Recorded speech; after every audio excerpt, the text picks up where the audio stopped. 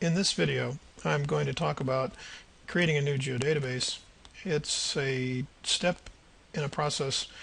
I want to take the points that you see on the screen, which were collected with a GPS unit and are in latitude longitude, and I want to project them into a meter-based coordinate system so that I can manipulate the x and y coordinates in meters. To do that, I have to make a new layer, and the best way to do that is to create a geodatabase and put that new layer in the geodatabase.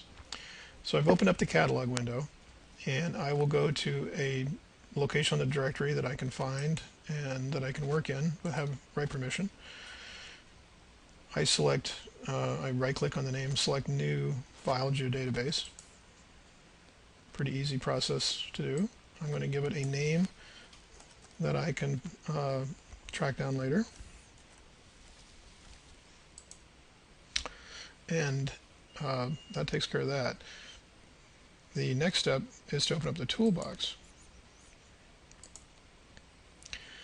So we want to project from latitude longitude into a meter-based system. So I'm going to use, under Data Management Tools, under Projections and Transformations, the tool called Project. I select the layer that I'm projecting. You can see that it shows us the datum was the geographic coordinate system, and the datum is WGS 1984. I want to select my new geodatabase as the output. Give it a name.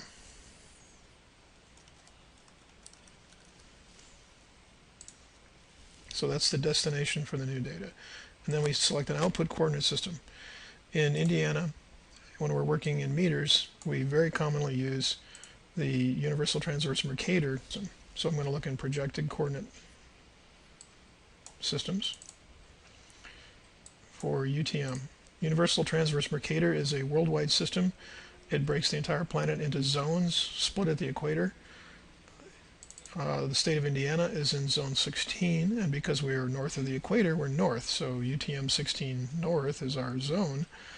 We have several datums we can choose. The one that's commonly used is the NAD83 datum, and so we have zone 16 north, NAD83. That represents Indiana, and again, then the result of this will be a coordinate system that is based in meters. And so if I ask for my x and my y and I want to look at them, I can use meters, and I'm in a rectangular coordinate system. Geographic transformation is optional this time. Other times it may be required. And basically the WGS 84 datum, you can use a geographic transformation to more precisely fit the NAD 1983 datum in the destination. You'll usually see some drop downs. So we're going to go from 1984, WGS 1984 to NAD 1983.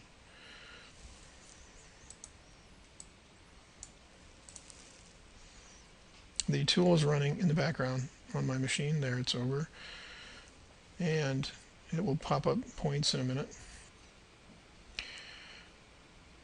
The output points have popped up on my table of contents. I turn them on and I see there does seem to be a slight shift between the depiction of the latitude longitude point and the depiction in 2D space, basically, of the XY UTM zone 16 points, which is fine.